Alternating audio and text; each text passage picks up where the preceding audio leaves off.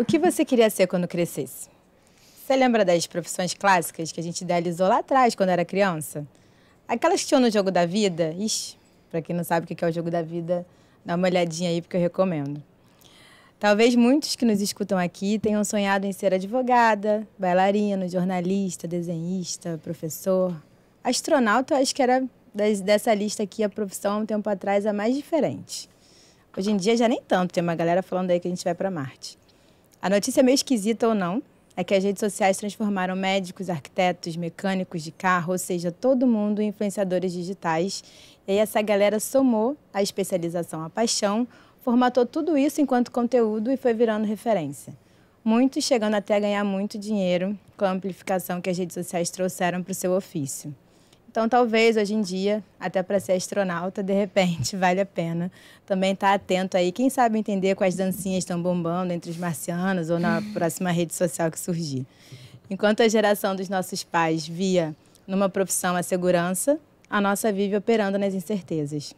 Cada vez mais os contextos mudam mais rápido e a gente que se agilize para não perder o compasso da própria jornada. Todo mundo acabou virando um pouco bailarino, né? Porque haja flexibilidade. As linhas tradicionais entre diferentes ocupações são cada vez mais tênues. Uma habilidade daqui pode ser usada ali e nesse cenário tem que saber rebolar.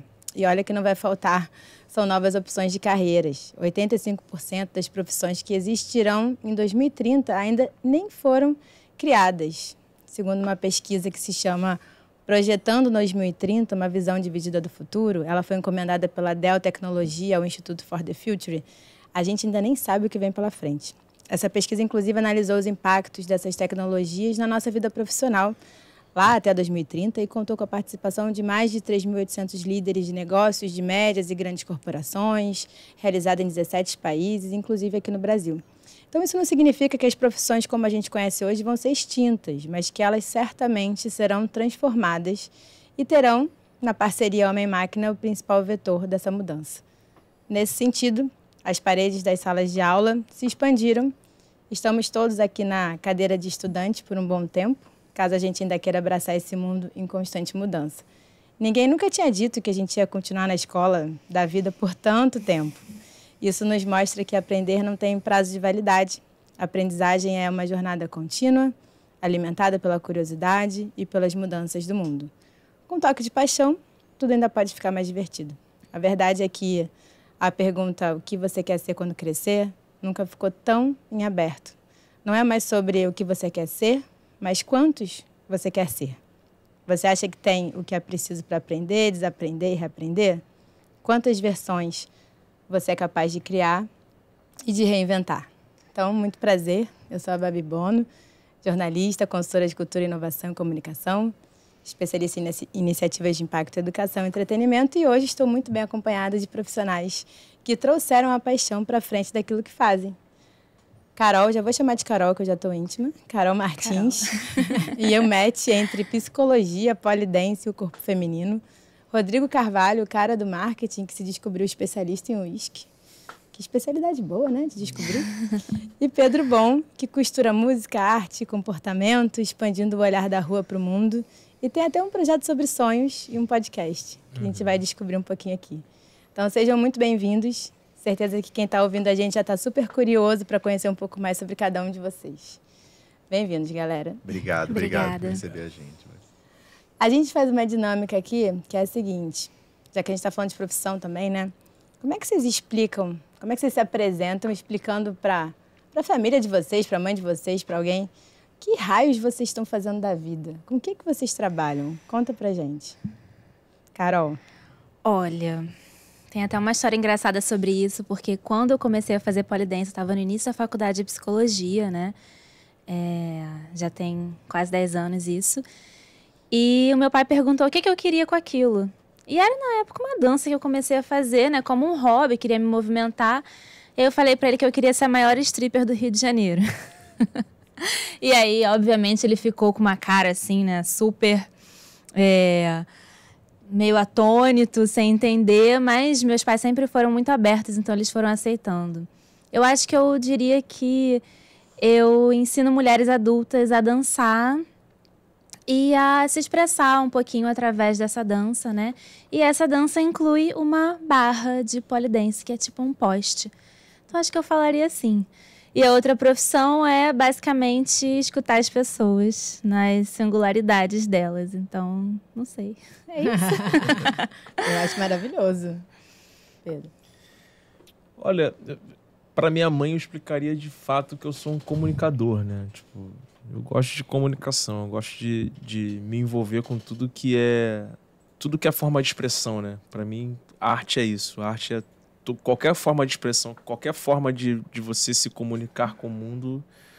Se você está fazendo isso de forma genuína, você é um grande artista. Seja você um cantor, um ator, um comunicador, seja você um dançarino, obviamente, ou seja você sei lá, até um jogador de futebol que está ali tentando fazer aquele gol para se expressar para o mundo aquele talento, aquela iniciativa, aquela criatividade, né?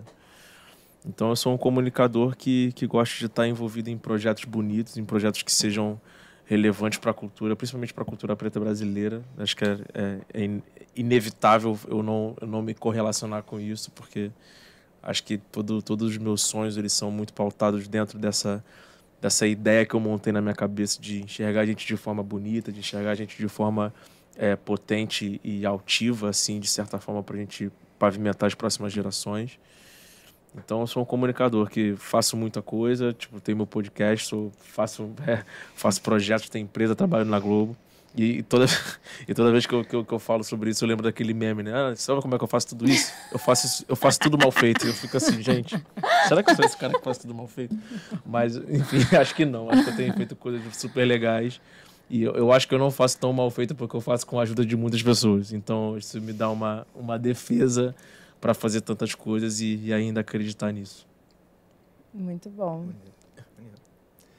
Eu sou um alcoólatra, né? Nossa. Mentira. Não, na verdade, eu sou o filho da pandemia, né? Então, trabalhei com e-commerce por 15 anos, sou formado em jornalismo. Então, só que eu nunca exerci a profissão, fugi dela com todas as forças, mas hoje em dia tem um podcast, então ela acabou me sugando de volta. Mas, basicamente, sou filho da pandemia. Então, na pandemia, para não surtar, do que muitas pessoas fizeram foi criar um canal de comunicação para manter viva algum tipo de convívio social. Então, por um acaso, eu escolhi o uísque, que era um dos meus hobbies, poderia ter sido qualquer outro. Eu tenho alguns outros, 2.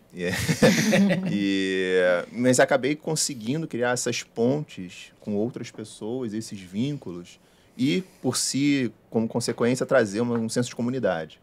Nessa comunidade, eu tento, o máximo possível, criar conteúdo. Então, você fala, o que você falaria para sua família? Eu crio conteúdo no sentido educativo, mas também no sentido explicativo. Tem muita... Como a gente pode falar isso? Tem muita mística por trás do uísque, tem muito preconceito, muito elitismo, muitas pessoas babacas em cima de que bebe uísque. E eu sempre tive dificuldade em me associar com outras pessoas que bebem uísque, por mais que seja uma bebida que eu curta muito. E aí, enfim, acabei que nesse momento, hoje, consigo trabalhar só com o meu canal, assim, só com a marca Jornada do Uísque, né? Então, tem roupa, tem podcast, tem conteúdo, e faz publicidade, tem forma de monetizar, né? Mas, basicamente, sempre pensando em como gerar valor para as pessoas, no sentido de... Minha geração de valor é como educar as pessoas a beber melhor, beber com qualidade, apreciar com moderação, não ser irresponsável. E, nesse sentido, você acaba criando uma comunidade. Então, você cria a comunidade, você cria conteúdo para essa comunidade, e a comunidade, de certa forma, retorna para você de alguma forma também, né? Quais são os outros 2 hobbies?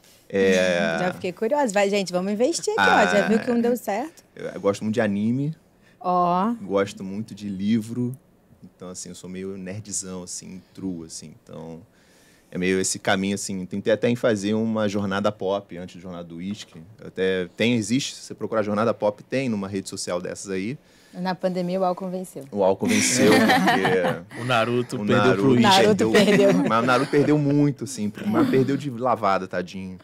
Mas, acabou que foi mais fácil, assim, seguir o caminho do uísque. Mas não foi planejado, né? Se você falar, poxa, qual o seu grande plano mirabolante para empreender? Eu vou falar de uísque no Brasil. Tipo, você é um imbecil, né? Você tem que falar de cerveja, qualquer outra coisa, futebol, enfim, qualquer outra coisa. Mas foi sem querer mesmo. Então, tanto é que até recentemente eu tinha o meu trabalho também, que era com e-commerce e tudo mais. E agora, graças a Deus, eu aposentei minha CLT. Tomara que eu não tenha que resgatá-la nunca mais, por favor. Vocês acham que os profissionais que vocês foram se tornando, na verdade, né? Foram mais assim moldados pelas demandas do mercado ou pelas demandas mais das inquietações internas assim de vocês? Ou das vontades e paixões internas? Eu acho que eu me identifico bastante com o Rodrigo, porque o poli também surgiu de uma maneira muito... Era um hobby, né? Uma coisa que eu gostava. E eu nunca pensei em monetizar, nunca pensei, eu tenho um estúdio hoje em dia, né, aqui no Rio, o Pinup, e eu nunca tinha pensado em ter meu próprio negócio. Eu queria seguir muito a carreira clássica, né, de me formar, ir para a clínica como psicóloga, seguir carreira acadêmica também, né, era um desejo, ainda é, de uma certa forma, um desejo. E quando eu vi, tinha acontecido tudo. Quando eu vi, eu estava conciliando, né, essas duas carreiras, né, me formei na faculdade e, nesse meio tempo, o polidense, né, o ensino de polidense e o estúdio, né, a empresa, tudo começou a crescer muito e aí eu me vi me dedicando primeiramente a isso. Então, acho que tem muito a ver com isso, tem muito a ver também com ser artista e com uma certa urgência, assim, de explorar um corpo de artista que é jovem, que é muito disponível e que talvez não seja assim para sempre, né? Pelo menos não nessa performance que eu tenho hoje em dia. Então, acho que passou muito por esses pontos. E aí, me vi gostando muito de ensinar. Já era, né, um desejo seguindo a carreira acadêmica, sempre teve esse desejo. Mas eu me encontrei e quando eu vi, estava aqui. Tinha acontecido. A minha construção ela foi muito com base nas inquietações e reclamações que eu tinha, que eu enxergava que estavam ao meu redor, assim. Eu fiz uma formação muito clássica ali entrei na faculdade com 17 anos de idade, super cedo, para fazer contabilidade. Tipo, acabo não finalizando essa faculdade, mas tenho zero arrependimento de ter entrado na faculdade. Acho que isso é uma questão muito clara para mim. Tipo, eu falo isso para todas as pessoas que ficam na dúvida sobre fazer ou não faculdade. Eu fico assim, família, faz faculdade, você tem que passar por aquilo ali, você tem que ter outras experiências, tem que ter uma conexão com outras pessoas, seja da classe A ou da classe E, sacou? Tipo, isso é importante para você. Mas eu não me enxergava como um profissional naquilo que eu tinha escolhido, entre aspas, que era a contabilidade. Era um negócio que eu falava, velho, eu acho que eu vou ser péssimo nisso, eu não me sinto inserido, daqui a 20 anos eu não me sinto trabalhando com aquilo. E num momento de vida eu falei assim, cara, eu preciso arriscar, eu tenho 24, 25 anos, eu não posso ficar demorando para tomar uma atitude, porque quanto mais o tempo passa, mais a pressão aumenta, né? E foi ali que eu comecei a botar a cara na rua, fui ser DJ, fui estudar arte, estudar música, estudar aquilo que eu queria ser. E tudo foi mudando muito rápido, e eu consegui ter uma aceitação sobre as coisas que estavam ao meu redor. Eu falava, pô, eu não tenho muito recurso para ser um DJ e um produtor musical, mas eu tenho uma facilidade em conectar as pessoas e produzir conteúdo. Então, eu escrevia bem, eu falava bem, eu também tocava muito bem, mas aquela profissão naquele momento de estar em cima do palco, de cumprir o que um artista deveria fazer para ser um cara bem-sucedido naquilo, eu comecei a reparar que eu não cumpria aquelas exigências, assim. Eu sempre fui um cara muito chato com arte, muito chato com música. Eu falei assim, cara, eu acho que se eu continuar dessa forma, com essa mentalidade que eu tenho aqui, eu acho que eu não vou durar muito aqui, não, vou me tornar um cara frustrado. Mas o que eu não queria me afastar era me afastar da música, era me afastar da criatividade, era me afastar da comunicação. Então eu falei, cara, eu preciso estar aqui, mas não estando do jeito que eu imaginava. Então eu posso ser um produtor executivo, posso ser um produtor, posso conectar as pessoas. Então foi muito nisso que eu comecei a criar a Aura. Eu criei a Aura em 2016, que é uma plataforma de cultura, que ela tem basicamente uma missão na vida, que é contar experiências pretas brasileiras de forma bela para o mundo, assim. Então, fazer resenha sobre álbum, sobre livro, conectar pessoas e tal. E nesse momento eu comecei a me entender de uma outra forma. Pô, acho que eu posso ser um produtor de conteúdo, posso chamar pessoas para produzir conteúdo comigo, posso produzir outros projetos e tal. Então, o caminho ele foi muito generoso comigo e eu consegui ter uma mínima percepção e ter pessoas ao meu redor que me ajudavam a enxergar, tipo, porra, vai pra cá, tipo, se você foi e der errado, você vai ter uma base aqui que vai te segurar.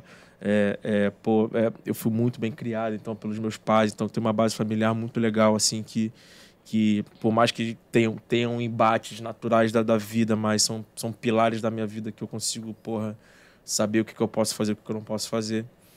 E ao longo do tempo eu fui fazendo muitas coisas, e isso me tira um pouco da confiança, porque quando você faz muita coisa você acaba não fazendo nada, mas ao mesmo tempo eu consegui caminhar bem nesses territórios, porque eu consegui fazer ótimas conexões e ótimas relações para me dar uma segurança, para me dar uma estabilidade. Então, de certa forma, eu acho que o caminho foi muito generoso comigo e eu consegui absorver tudo o que aconteceu para ser um cara minimamente envolvido com o mercado criativo hoje. Eu não sei nem o que dizer, mano. Acabou. Vou passar vergonha de falar alguma coisa. Eu falei muito. Não, falou bonito demais. Então, qualquer coisa que eu diga agora vai ser... Pô... Não, você tem muita experiência para falar, pelo amor de Deus. Você já falou que veio de uma inquietação, né? A pandemia... Mas assim... posso dizer que, por minha vida inteira, sempre busquei dar mais do que receber. Então, isso se concretizou agora nesse mundo do uísque e tudo mais, mas também, quando eu fui fazer faculdade ou quando eu fui trabalhar, fazer estágio e tudo mais, seguir o clássico, o caminho clássico da vida e tudo mais, eu sempre tive essa percepção de que eu não nasci rico, não nasci muito bem conectado, sou péssimo em conectar com pessoas, não tenho esse dom, sou muito introvertido e tal. Gosto de ver Naruto, né? Então imagina, não tem como. Então, minha percepção de como eu poderia assim, viver a minha vida, por assim dizer, era me conectando e gerando o máximo de valor possível para quem estava próximo de mim. Então, quando você vê assim, e até um recado se você for jovem e tudo mais, não sei que idade você tem, tá vendo isso aqui, não importa em que estágio da vida você esteja, o que você esteja fazendo, tente sempre se aprimorar, bem, pelo menos assim que eu fiz, né? Tente sempre se aprimorar o máximo possível, não para que você pense que você vai ser o melhor da sala que você está, porque você é um imbecil se pensar assim, não pense ser melhor que ninguém, né? Também não pense que isso vai te trazer dinheiro, porque não é exatamente sobre isso. Dinheiro é uma consequência, por mais que você não acredite, mas é verdade. É muito mais sobre como você pode gerar valor para as outras pessoas. Gerar valor com essa minha roupa aqui, ficar uma coisa meio babaca, assim, meio Faria Limer, assim. Para quem está ouvindo a gente, vamos fazer uma audiodescrição. Eu tô meio Faria Limer total, assim, camisa social, um coletezinho meio de sei lá o quê. Só porque esfriou no Rio de Janeiro, lançou um coletinho. Mas assim, eu não queria trazer essa má impressão aí, quem tá vendo. Mas é muito assim de você realmente dar mais do que receber. Porque qualquer emprego que eu tive, eu sempre tive muita sorte de me conectar perto do dono ou do presidente da companhia, não importa o tamanho da companhia. E eu sempre consegui essa vaga, por assim dizer, de aprendiz, que eu sempre consegui ter muita sorte, porque eu sempre falei assim, o que eu posso fazer por essa empresa ou por essas pessoas, por esse grupo de pessoas, ou para os clientes dessa empresa, seja ela qual for, o máximo possível. Assim, qual é a dor dessas pessoas? Como é que eu posso resolver a vida dessas pessoas? Como é que eu posso dar mais do que receber?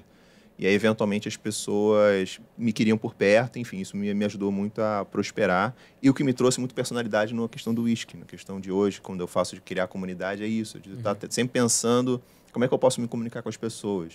Então, mesmo no Brasil, sendo um lugar que não se consome muito uísque, ainda assim você consegue criar essa comunidade e tudo mais. Então, tem muito esse senso, assim. E uma das formas que você vai ter, eventualmente, inevitavelmente, é você estudar. Porque não tem como você sozinho, meditando, igual um Buda, descobrir todos os problemas do mundo. Você vai ouvir as pessoas, você vai observar as pessoas, seus problemas, e você vai ver que você é muito burro, né? Que você não consegue resolver aquilo. Sim. Aí você tem que estudar para poder resolver aquilo, seja lá o que for. E aí você vai atrás do conhecimento. Existem várias formas de você conseguir conhecimento hoje. Tem sim o caminho tradicional, que eu acho muito rico. Até você falou, poxa, não me arrependo de ter entrado na minha faculdade. Eu também não me arrependo de ter entrado na minha. Me formei muito a trancos e barrancos, demorei 6 anos para me formar. Assim, foi uma coisa, um parto, assim. Mas não me arrependo, porque ali tem um senso muito de cidadania, né? Tem umas questões muito ética e moral, independente da faculdade que você faça. É muito além do técnico, né? Isso te forma um cidadão melhor, imagino eu. E quanto mais conhecimento, melhor, porque você fica uma pessoa melhor para poder ajudar os outros, né? Então, acho que o caminho é o conhecimento e ajudar os outros ao seu redor. A sua carreira, assim, você acha que assim, hoje você vai olhando, conforme ela foi evoluindo, né? Você vê novas possibilidades, assim, para... A gente está vivendo um momento de muita incerteza no mercado de trabalho como um todo e tal.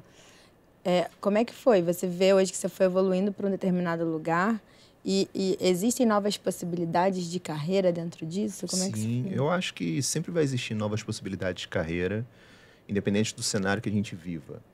E essas oportunidades são as antigas, as vigentes e as novas. O que eu quero dizer com isso? Nunca vai deixar de ter necessidade de você se vestir. Você não pode andar pelado na rua. Nunca vai deixar de ter necessidade de ter uma farmácia, de um supermercado, uma loja de conveniência, uma igreja, seja ela qual for, não necessariamente católica, mas, enfim, qualquer conexão religiosa que você tenha. Então, nós, como seres humanos e sociedade, temos coisas intrínsecas que nunca vão mudar. Coisas vigentes que talvez deixem de existir, como muitas pessoas estão preocupadas com inteligência artificial, por exemplo, a gente pode trazer uma reflexão sobre a tecnologia na época da Revolução Industrial. Muitos empregos deixaram de existir. Na época que você vê o computador e tirou fora a máquina de datilografia, né? Muitas pessoas deixaram de ter esse emprego. Mas uma nova necessidade social, uma nova necessidade teve uma demanda, por assim dizer, e aí você acaba tendo que aprender aquilo dali. E aí, de novo, a gente volta na questão do estudo, né? Na questão de você estar sempre se atualizando e tentando, de novo, como é que eu posso resolver o problema dos outros, como é que eu posso dar mais do que receber. A sociedade hoje em dia está vindo inteligência artificial. Isso vai impactar em muitas camadas, em todos os níveis, para todos os lados. Aonde você se enquadra, como você pode... Se é que faz sentido você se enquadrar, você pode também ser médico e isso não atrapalha a tua vida. Mas... ou até atrapalha, mas enfim. Você olhar e falar, poxa, dentro do meu cenário aqui, do Polydance, ou então da criação musical, produção, criação de conteúdo, a inteligência artificial pode ser uma coisa que vai tirar alguns empregos, tirar algumas coisas, mas também pode agregar outros. Sim. Também posso usar isso para alavancar e ajudar mais pessoas. Então, acho que é muito as pessoas estarem antenadas nisso e buscar o conhecimento. Nem todo conhecimento é num cursinho de um coach da internet. Por favor, não seja ingênuo. Mas também nem todo conhecimento vai estar numa instituição tradicional que ela talvez nem esteja preparada ainda, nem tenha cadeira ainda dessas novas profissões que estão nascendo. Então, meio que um misto de tudo. Aí volta a dizer, acho legal você seguir o caminho tradicional, mas está sempre se atualizando, né? Sempre estudando. Carol, que momento para você, assim, a psicologia, que era o lugar mais, digamos assim, tradicional, que momento o Poli foi tomando esse lugar, assim, a empreendedora do Polydance, e você junta essas coisas, essa multidisciplinaridade que você aprendeu na psicologia, você está aplicando no Polydance? Olha, eu evito um pouco juntar, até porque tem uma questão aí de agora a gente está meio que transformando todas as atividades que são lúdicas em terapia, né? Querendo misturar as coisas e aí não necessariamente esses profissionais são capacitados para isso, enfim, tem inúmeras problemáticas aí. Mas os conhecimentos, eles acabam se atravessando, né? O tempo todo. Então, eu escolhi uma abordagem bem clássica, que é a psicanálise. E quando eu estou em sala de aula, as coisas que eu estudo, elas estão ali também o tempo todo, me transformando numa professora melhor, e a minha escuta também é afetada pelo que eu passo ali em sala de aula, né? Enfim, sendo empresária ou fazendo as outras coisas como artista. Então, eu acho que elas estão super conectadas, apesar de não necessariamente eu conectar as duas. Mas você vê, apesar de não ser uma terapia, uma relação muito terapêutica ali, né? Até como um complemento de uma terapia, você se movimentar, né? A importância de um exercício, de uma atividade, de você manter seu corpo em movimento. Então, eu acho que as duas coisas, elas sim se complementam, né? Apesar de eu não unir as duas profissionalmente. Quem sabe um dia, né? Não sei. Nunca se sabe. Pedro já deu uma fusão geral em tudo, né? Diferentes carreiras, diferentes habilidades. Como é que você acha que a sua experiência ajudou nisso, assim? Para hoje você ser esse cara que tem tantas múltiplas frentes. Eu acho que... Eu acho que a experiência, ela vai, ao longo do tempo, ela vai te mostrando alguns caminhos e vai exigindo que você prove sempre o seu valor para você mesmo, assim. Aí eu vou entrar num papo muito interno sobre confiança, assim, que é um negócio que eu adoro falar, que é um negócio que sempre foi algo meio que um calcanhar de Aquiles ao longo de toda a minha vida, mas hoje é um negócio que eu trato muito, assim, sobre você pagar o preço para você, quem você é de verdade, para você ter coragem, para você ter iniciativa. O que você falou sobre a parte do conhecimento é genial, exatamente isso. Quando você junta a sua iniciativa com o conhecimento que você está adquirindo, seja lá como for, você naturalmente vai plantar alguma coisa legal e vai colher em algum momento, sacou? E todas as minhas iniciativas sempre foram a partir de algum certo tipo de dor, ou de uma dor de não me enxergar, ou de uma dor de querer me pertencer a algum lugar, ou de uma outra dor de querer criar uma comunidade onde eu seja importante, porque eu não me sentia importante quando eu era mais novo. Enfim, tudo isso passava por sentimentos meio intrínsecos, assim, que estão dentro de si. E tá tudo bem também você querer ser amado, você querer ser valorizado. Mas sempre com esse objetivo de troca, sempre com esse objetivo de você querer gerar um valor legal para as pessoas. E hoje eu tô com 32 anos de idade e ainda assim é um local de, pô, é daquele local de todo mundo te elogiar e você fala assim, pô, será que eu sou isso tudo aí mesmo?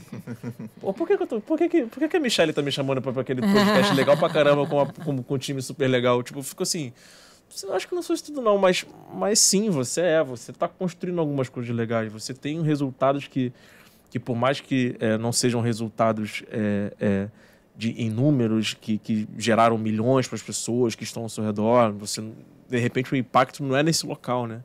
É um impacto mais positivo em outros sentidos de você falar que as coisas são possíveis, de você falar de você produzir um conteúdo legal, de você fazer uma pesquisa maneira, de você acreditar no que você está sentindo naquele momento, é um impacto possível, assim.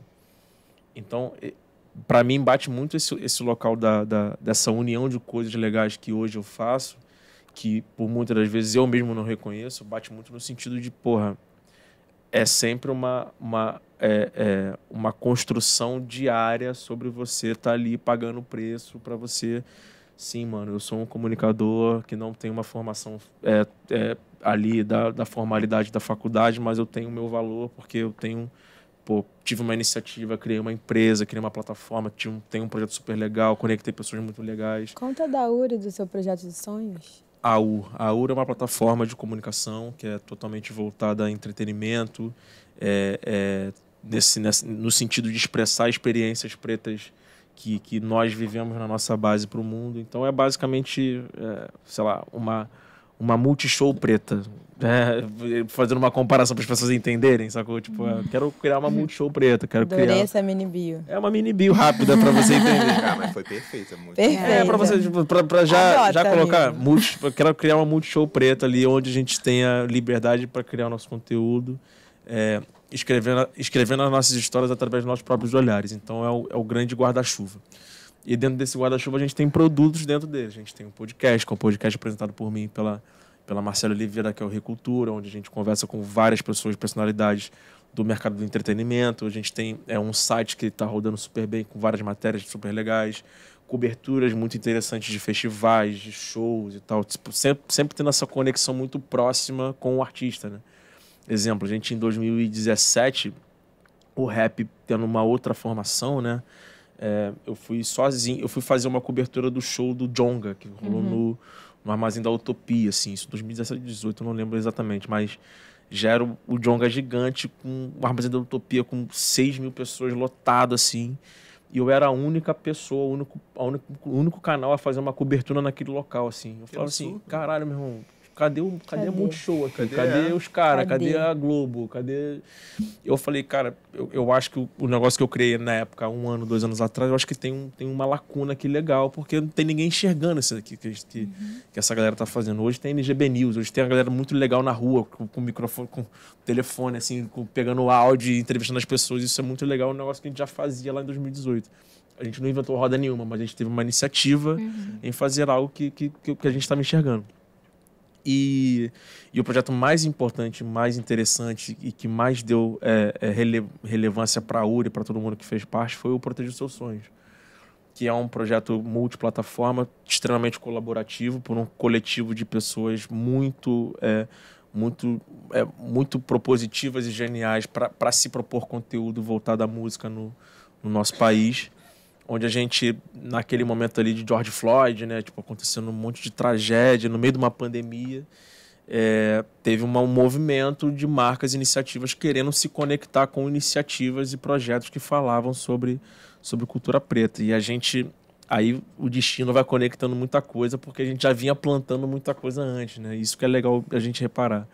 Eu e meu grande amigo e irmãozão, que é produtor musical, meu sócio no projeto, que é o Theo Zagrai, a gente já, não sei porquê, a gente já vinha conversando sobre um projeto que falou assim, cara, a gente quer fazer alguma coisa com criança, porque ao mesmo tempo conectar a religião evangélica com o candomblé, porque são religiões que são pilares da cultura preta e a gente precisa unir essa parada, porque as nossas famílias são isso, né?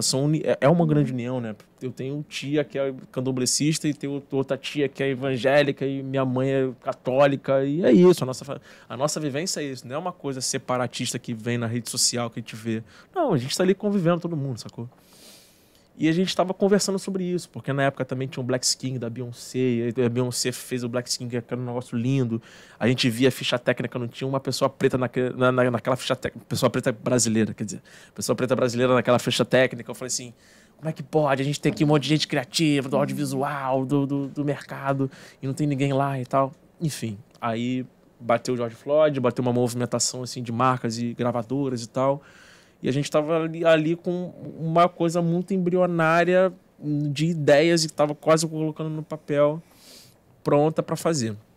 Aí entra a questão da conexão, de muita gente que a gente conhece, que admira já um pouquinho da URA, nossa iniciativa, que a gente também admira, e a gente pega esse movimento, esse momento e fala assim, cara, agora é hora de botar todo mundo na mesma sala e botar uma reunião no Google Meet aqui, família, estamos com um projeto aqui, ó. É isso, Proteger Seus Sonhos, vai ser um álbum com 10 faixas, a gente quer fazer um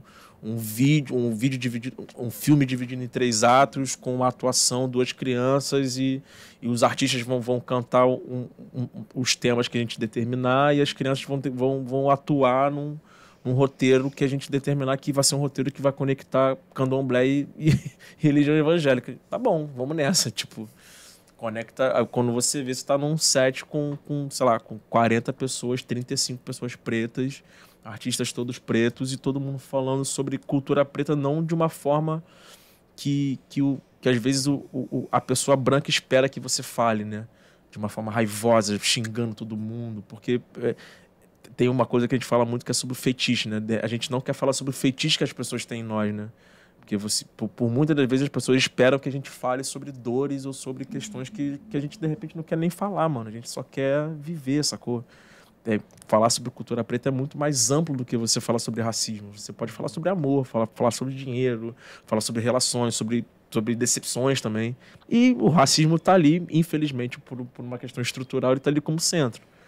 E também a gente vai falar sobre isso, mas só que a gente fala sobre outras milhões de coisas.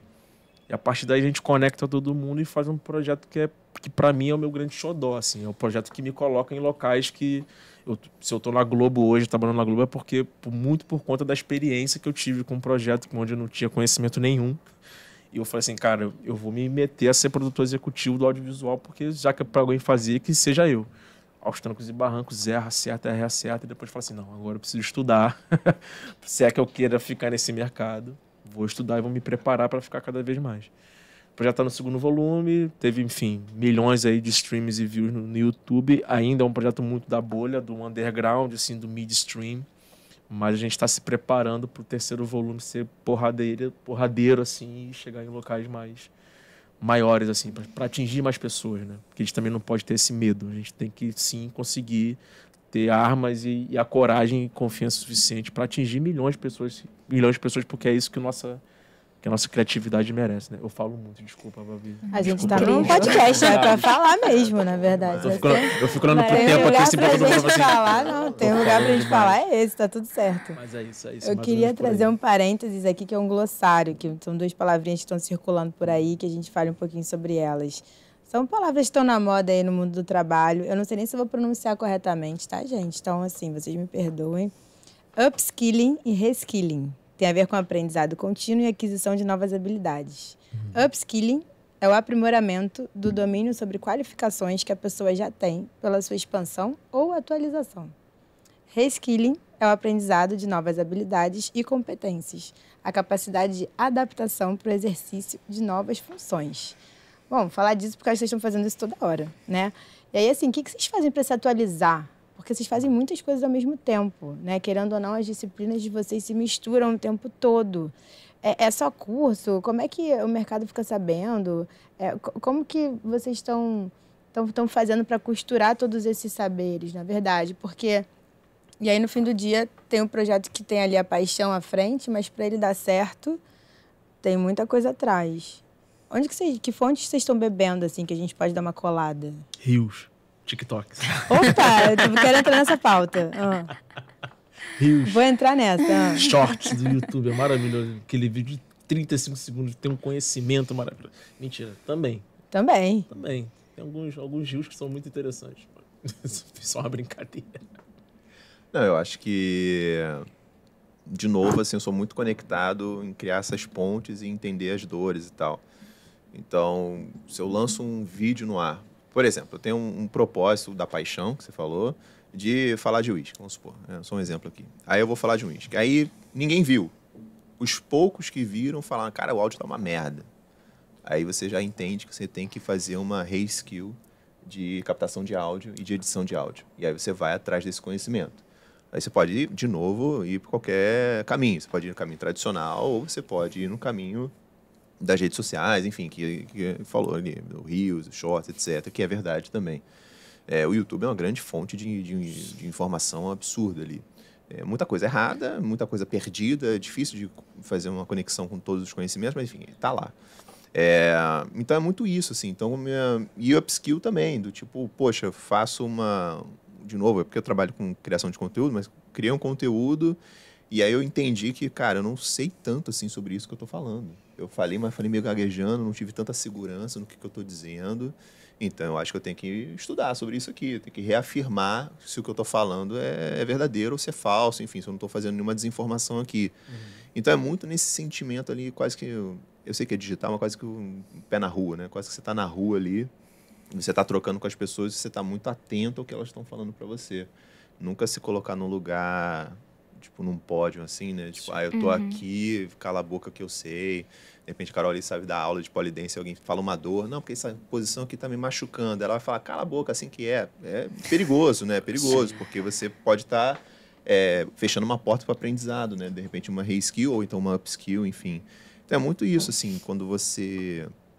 Eu acho mais fácil você ouvir dos outros do que você tentar imaginar o que os outros querem. Você está entendendo? Tipo assim, claro que existem todos os caminhos possíveis, né? Mais de um caminho leva para o céu, mas é muito mais difícil você imaginar uma coisa que ninguém pediu, que ninguém solicitou, e você simplesmente chega lá e entregar essa coisa. E mesmo quando você for fazer, vai ter um feedback de por que aquilo ali não funcionou. Vai ter um feedback, de repente, pô, gostei disso, mas aquilo ali eu não gostei. E aí você tem que estar nessa troca, de estar ouvindo, enfim. Então, acho que, para mim, o caminho do que eu tenho que estudar, do que eu tenho que me aprimorar, tá sempre nesse caminho de ouvir os outros. Então, acho que é meio que isso, assim, né? De novo, nasce do que você querer ajudar os outros, dar mais do que receber. As outras pessoas vão falar assim, poxa, o que você está me dando é uma bosta. E você fala assim, pô, o que eu posso fazer para dar mais e melhor? Aí a pessoa vai falar isso, isso e isso. Aí você vai lá, tá bom, então vou me aprimorar nesses campos e tal. Então, é muito nesse sentido que eu sigo, né? É o tempo inteiro querendo se aprimorar, assim. Um comportamento um pouco obsessivo-compulsivo, né? Perigoso. Pode ver um Netflix também, de vez em quando, hein, gente? Pelo amor de Deus. Eu achei interessante quando eu li um pouquinho do roteiro, assim, por alto, porque ser psicóloga é você necessariamente ter que se atualizar o tempo todo, não importa a abordagem que você escolha, né? E dentro da psicanálise, que é uma abordagem que a galera bate tanto e com toda razão, né? Por conta do elitismo, enfim, por conta de não realmente conseguir abarcar todas as experiências ali, né, naquele formato clássico. Então, quando eu me formei, eu pensei assim, agora eu tenho que ver o que é essa nova clínica, né? Quem é que está falando sobre gênero, quem está falando sobre raça, quem está falando sobre outras questões, para eu poder escutar as pessoas, né, e não reproduzir violências, né? E não produzir violências ali, não produzir experiências onde as pessoas saiam mais traumatizadas, que né, a gente vê relatos terríveis por aí. E isso também reverbera na dança, porque, como você falou, né, essa questão dos corpos serem diferentes e a dança vir desse lugar também muito elitista, também, né, de corpos muito padrões e que estão ali, né, performando de uma certa maneira e chegarem outras pessoas, né? E o meio do polidense ser esse meio em que realmente a gente está ali abraçando todo mundo, mas e aí, né? Como é que a gente recebe essas pessoas? Como é que a gente fala com essas pessoas? O que essas pessoas estão trazendo e como é que a gente pode aprender com isso? Então, realmente, ali o aprendizado tem que ser constante. Tanto nesse meio da dança, a partir do que vem, tanto na clínica, principalmente na clínica, né? Porque as formas de se relacionar, as formas de estar no mundo vão mudando e a gente precisa escutar dessa maneira. Não pegar, tem essa teoria aqui, eu vou aplicar, né, nos casos. Até não. Porque se você aplicar teoria em mim, por exemplo, vai ser um desastre. Porque eu faço um exercício, né? Assim, é só subir aí. Eu falei, não, vai sair daqui todo mundo matriculado. Não vai rolar. Pois é. Então, realmente, essa particularidade, né? Você trabalhar com a particularidade nos dois campos, eu acho que é o que torna o trabalho mais rico, mais interessante e faz com que as pessoas se sintam mais abraçadas, né? Mais confortáveis ali. Nesses lugares que são 2 lugares que não são fáceis. Tá na terapia e tá dançando. Vocês têm carreiras que as pessoas podem enxergar como hobby, né? Imagina, assim, a maioria das pessoas, que é um erro comum de quem trabalha com propósito ser interpretado dessa forma, né? Como é que vocês fazem para isso ser realmente enxergado, percebido como um asset profissional mesmo de vocês, não como um hobby divertido, um projeto paralelo, uma coisa assim, né? Tipo assim, vocês realmente são profissionais dentro daquilo que vocês estão fazendo. Cara, eu recebo uma pergunta... Quando eu abro caixa de perguntas no meu Instagram, já virou meme isso, mas sempre vem alguém perguntando com o que eu trabalho. E aí eu mando a pessoa para... Calma aí, deixa eu botar uma... Vou ter que botar aqui. Não, mas eu acho que tem muito desse... Posso estar falando besteira aqui, se eu estiver falando besteira, maravilhoso, que eu adoro falar besteira. Acho que existe um fetiche pela aquela imagem do tipo, o cara tá na rede sem fazer nada, sabe? Assim, o que você faz da vida? Não faço nada, eu faço o que eu quero, a hora que eu quero. Uma coisa um pouco até infantil e imatura e irresponsável, no sentido de que você não é responsável por nada nem por ninguém, você não tem nenhum tipo de peso no mundo, você só tá ali para satisfazer os seus desejos, assim. Acho isso um fetiche, né?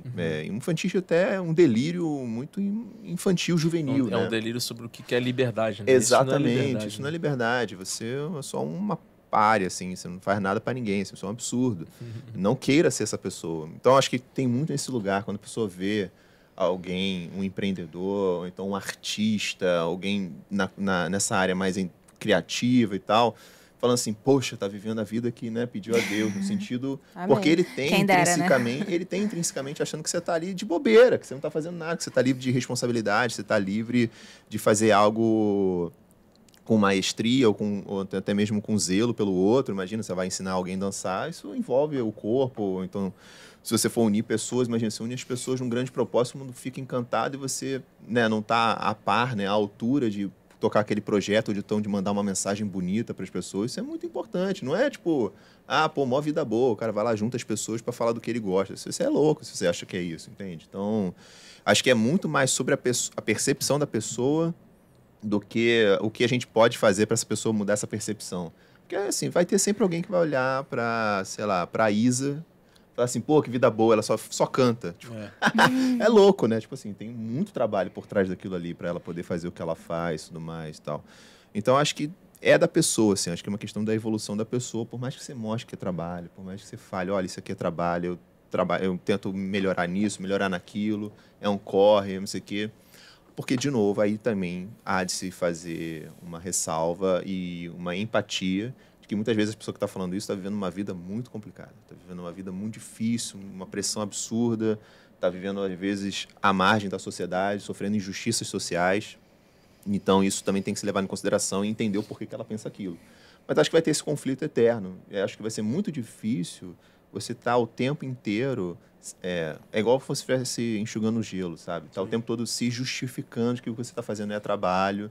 Porque vai ter alguém que vai falar assim, meu irmão, eu acordo 4 da manhã, eu pego 3 condições e no final do mês eu tiro um salário mínimo. O que você faz é trabalho. Ele não vai entender. E eu entendo que não entenda também, sabe? Então, acho que cabe um pouco às pessoas que quiserem entender, entenderem. As pessoas que não quiserem entender, a gente respeitar. Claro que todo mundo tem que se respeitar no final do dia. Mas a você, classe média, tira esse delírio, essa imaturidade de responsabilidade. Porque esse papo que eu falei aqui não é para você, classe média, né? Esse papo que eu falei aqui é para pessoas que estão realmente sofrendo dificuldades. Você que está aí, né, no bairrozinho do Leblon, que você está em Laranjeiras, está aí tranquilão na Tijuca. Não. Você para de palhaçada, as pessoas estão trabalhando, respeite o trabalho dos outros e se dedica ao seu trabalho também, se dedica à sua profissão. Se você não está feliz, mude.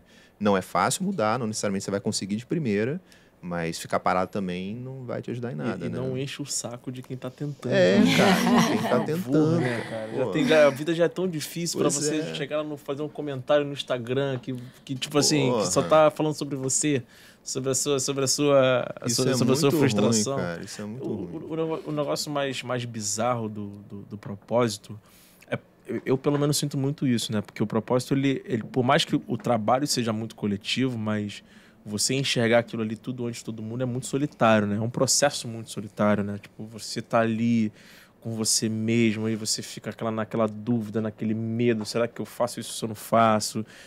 Naturalmente a gente vai se colocar nesse local de, o que as pessoas vão falar disso? Porra, a gente tinha um planejamento que montaram pra gente, agora a gente vai tomar uma outra atitude e tal. Então, esse processo de você fazer as coisas começarem a dar um pouquinho certo, para aí depois ela vir um respeito, vir uma admiração, vir aquele tapinha nas costas e falar assim, eu acreditei. Não, ninguém acreditou. Isso aí, cara, é desagradável esse tapinha. E também tá tudo certo, ninguém acreditou mesmo não. Eu também não acreditaria no seu projeto. Só que é um negócio que eu sempre falo, assim, principalmente para novos artistas, né? Porque também tem esse fetiche do artista, né? O cara que só vai trabalhar com inspiração. Não, cara, a criatividade é um músculo ali, mano. Se você não estiver tentando todo dia aquele negócio ali, você não vai conseguir, porque assim como exige-se de um grande advogado, vai se exigir de um grande artista que você trabalhe todos os dias intensamente por pelo menos 5, 10 anos para você construir um negócio para depois você relaxar e fazer quando você quiser. Se você não estiver predisposto a passar por esse momento, esse caos criativo de insegurança, de as pessoas estarem te tocando, estarem te cobrando, como qualquer outra empresa, como qualquer outra profissão, você não pode nem querer ser isso. Porque pode se falar tudo o que for, mas o grande artista que está fazendo muito sucesso hoje, independente de onde ele venha, ele está trabalhando pra caralho. Ele não está trabalhando pouco. Pode ter um privilégio, pode ter uma conexão, pode ter ali uma grana forte em cima daquele artista, tudo bem. Mas ele não está trabalhando pouco. Ele está passando por alguma questão ali interna dele, seja de insegurança, seja de uma depressão, seja de qualquer outra situação que torna o caminho dele cada vez mais difícil. Então é treta, é complicado. É um trabalho muito solitário que as pessoas só vão conseguir enxergar quando tiver um pacote ali pronto, bonito, embalado para as pessoas consumirem. Mas até chegar lá é uma dificuldade. E se vai esperar a inspiração também, né? Não paga nada, não paga as contas. Já era. Tô ouvindo vocês. Não é o meu lugar aqui, mas eu vou dar um depoimento pessoal. Mas que às vezes eu acho que o modelo que a gente foi criado, né, de trabalho, de carreira, esse pensamento, faz com que a gente ache que certas coisas não são pra gente.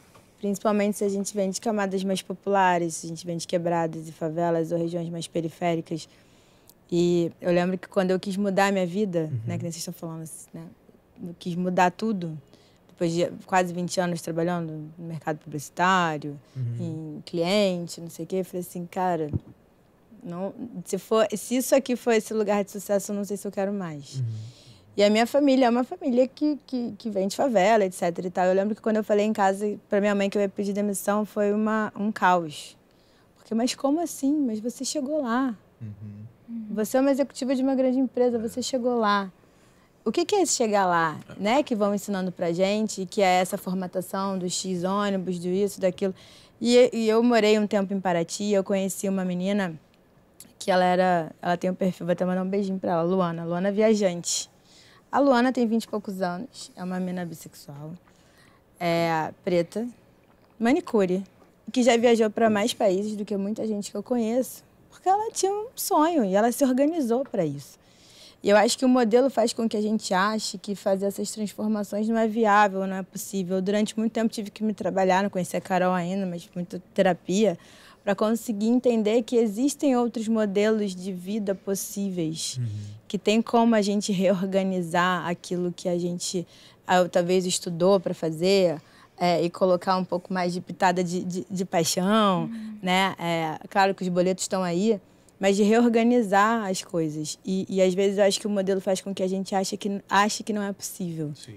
Então, e escutando vocês, eu acho que é super bacana porque dá um reforço, acho que para todo mundo, de que existem muitos caminhos hoje, existem muitos modelos para a gente conseguir trabalhar hoje. Acho que as redes sociais ajudam muito a gente nesse sentido também, né, de conseguir, que nem você está falando, né, Pedro, outras referências, outras pessoas que fazem aquilo que você está fazendo, outras inspirações, alguém que nem você, que de repente, cara, começou a trabalhar com uísque e é isso, e pegou um momento de super vulnerabilidade e refez a vida acontecer.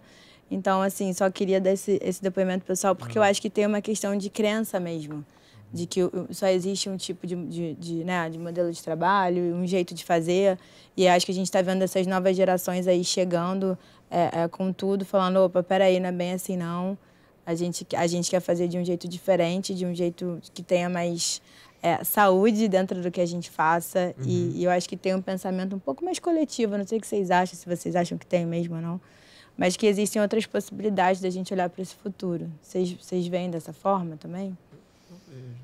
Sim, acredito que sim. Até porque a gente está repensando um pouco as relações de trabalho, né? Isso que você falou, aqueles empregos tradicionais, né? E que tem realmente gente que vai em busca dessa estabilidade, né? Até porque o outro lado também não é fácil, né? Não dá para romantizar.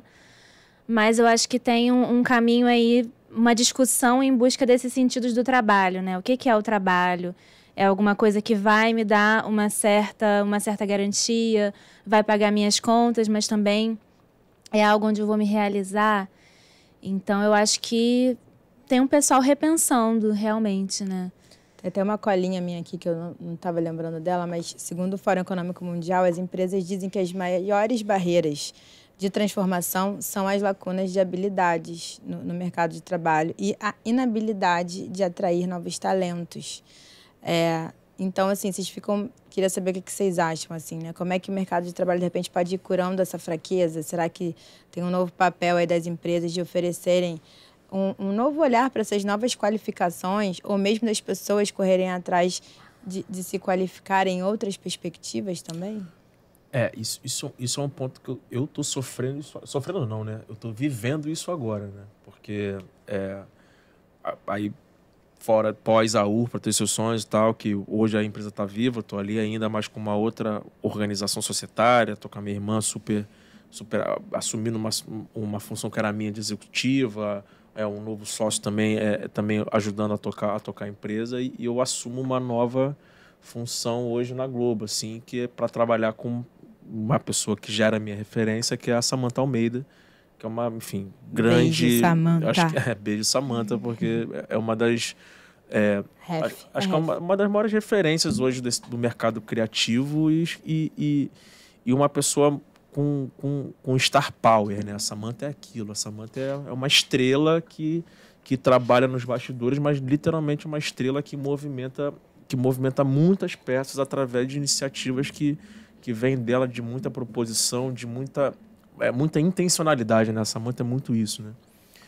E eu vou para a Globo não tendo essa formação formal, não tendo esse caminho formal da comunicação.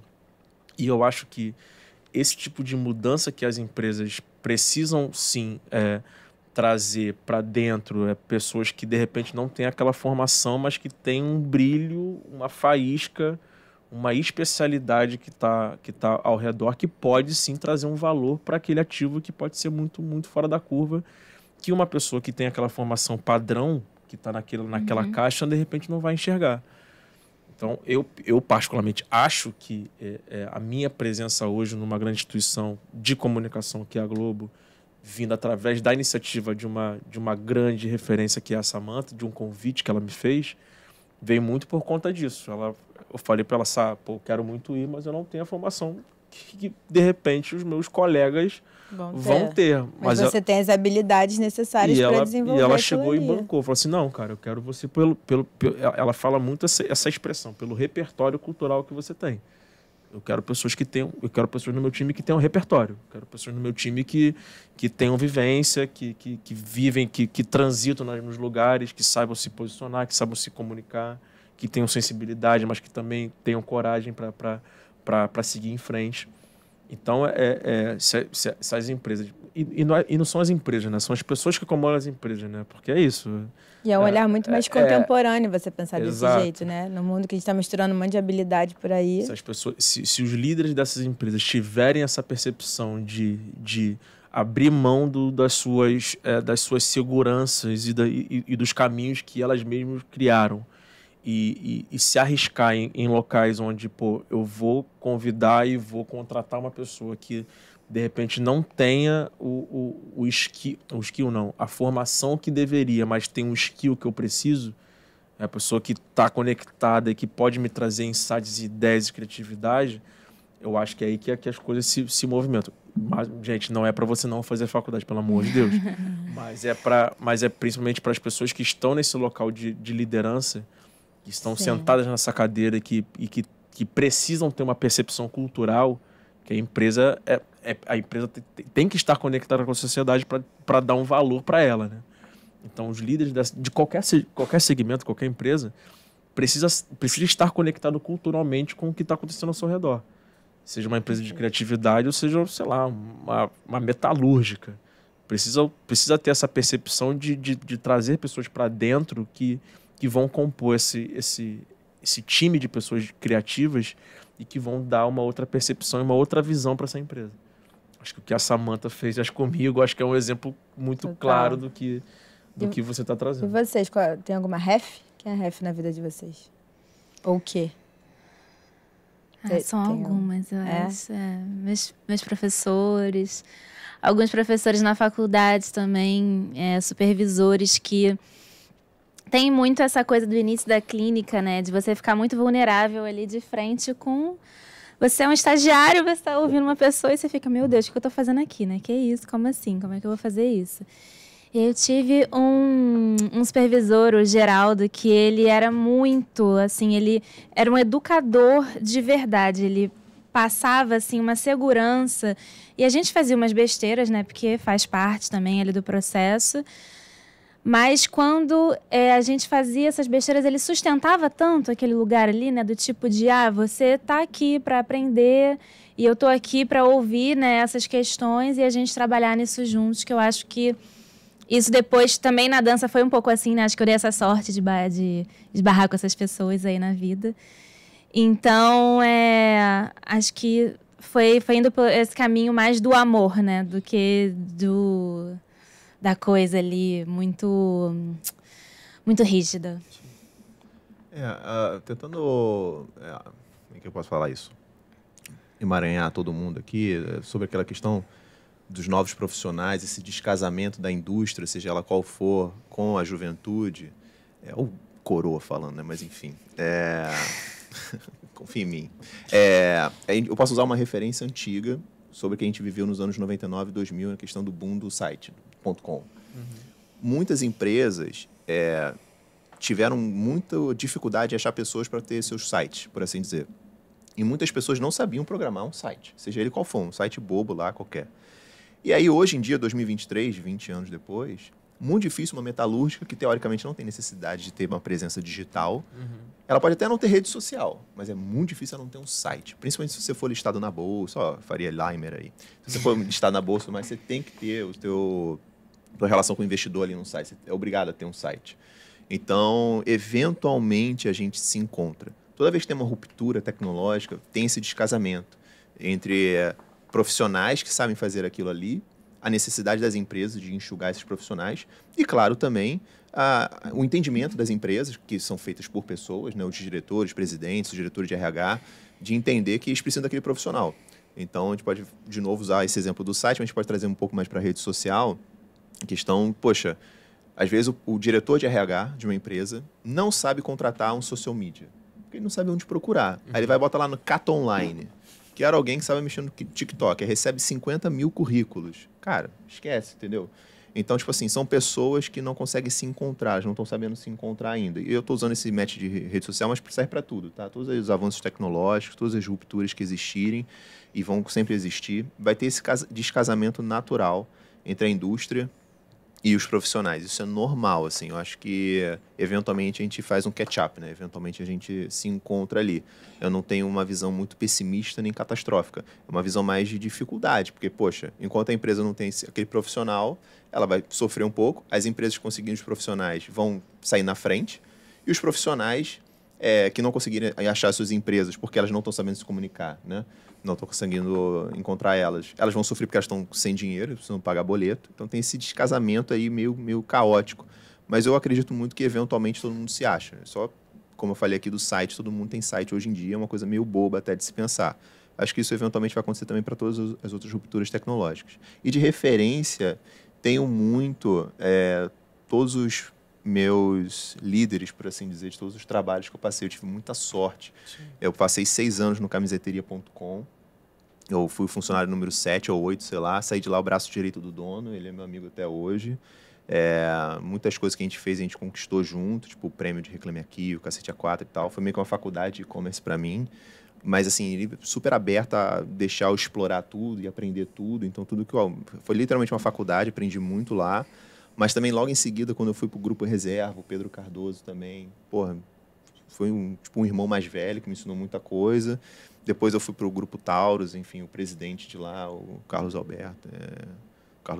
André, perdão, falei o nome dele errado, que loucura. Carlos André, que também é um monstro, assim, quem é do varejo no Rio de Janeiro sabe quem ele é, assim, já participou da Richas e tal, enfim, dá consultoria para todos os grandes grupos, Grupo Animale, que é o Grupo Soma, né, e tal, enfim, todo mundo fala com ele. E eu sentava, tipo, perto, assim, dele, assim, na cadeira, assim, aí ele sentava numa sala, estava em outra, mas, tipo assim, sempre trocava.